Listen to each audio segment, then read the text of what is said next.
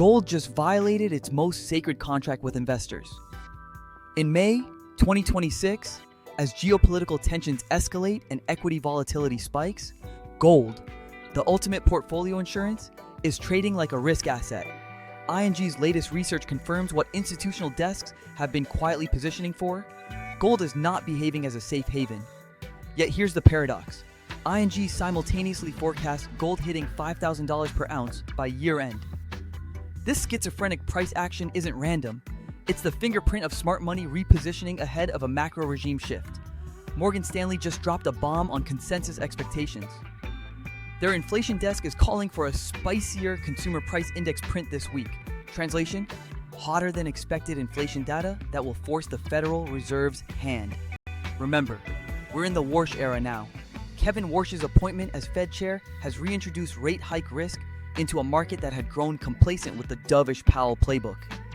Institutional prop desks are already pricing in a scenario where the Fed pivots from pause to hike if core CPI accelerates beyond 3.5%. So why is gold, the classic inflation hedge, selling off into this setup? The answer lies in real rates and dollar strength. When nominal yields surge faster than inflation expectations, real rates spike, and that's kryptonite for non-yielding assets like gold. The US dollar index has been grinding higher as foreign capital flows back into treasuries, anticipating higher terminal rates. Gold price in dollars becomes prohibitively expensive for international buyers, triggering technical selling from momentum algorithms. But here's where it gets interesting for tactical positioning. 3 tickers are emerging as institutional favorites in this environment. First, Barrick Gold Corporation, ticker ABX.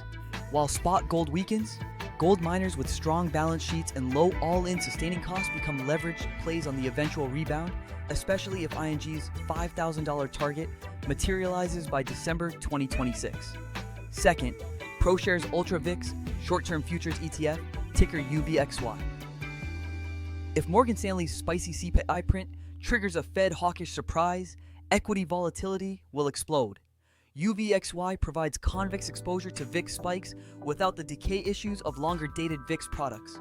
Third, iShares 20-plus year Treasury Bond ETF, ticker TLT, but as a short. If inflation re-accelerates and the Fed signals rate hikes, long-duration bonds will get massacred. Institutional desks are already building TLT short positions as a hedge against their equity longs. Now let's zoom out and contextualize this moment historically. The last time gold failed as a safe haven during a macro crisis was Q4 2008. As Lehman Brothers collapsed and systemic deleveraging accelerated, gold initially sold off 17% in 8 weeks. Why? Because institutions were forced to liquidate their most liquid assets to meet margin calls, even if those assets were supposed to be portfolio insurance. The parallel to today is eerie. We're not facing a credit crisis, but we are facing a liquidity crisis in disguise.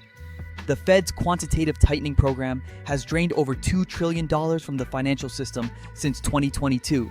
Reverse repo facilities are near empty. Bank reserves are tightening. When liquidity evaporates, correlations go to 1, everything sells off together, including gold. But here's the institutional playbook. Smart money sells gold into this weakness, knowing that once the Fed capitulates and eases again, gold will rip higher. The difference between smart money and dumb money is time horizon. Retail panics and sells at the bottom. Institutions accumulate during forced liquidation events. ING's $5,000 year-end target isn't a guess. It's a bet that the Fed will blink, that real rates will collapse, and that gold will reassert its safe haven status once the liquidity crisis peaks. Morgan Stanley's spicy CPI call this week is the catalyst that could accelerate this entire sequence. If core inflation prints above consensus, the Fed will be cornered into hawkish rhetoric. Equities will sell off. Gold will initially sell off harder. But that will mark the final capitulation before the rebound. The question isn't whether gold will recover, it's whether you have the conviction to position before the turn. This is not financial advice. This is institutional-grade macro analysis for investors who understand that volatility is not risk, it's opportunity. The Warsh era has reintroduced the concept of consequences into monetary policy, and consequences create asymmetric payoffs for those positioned correctly.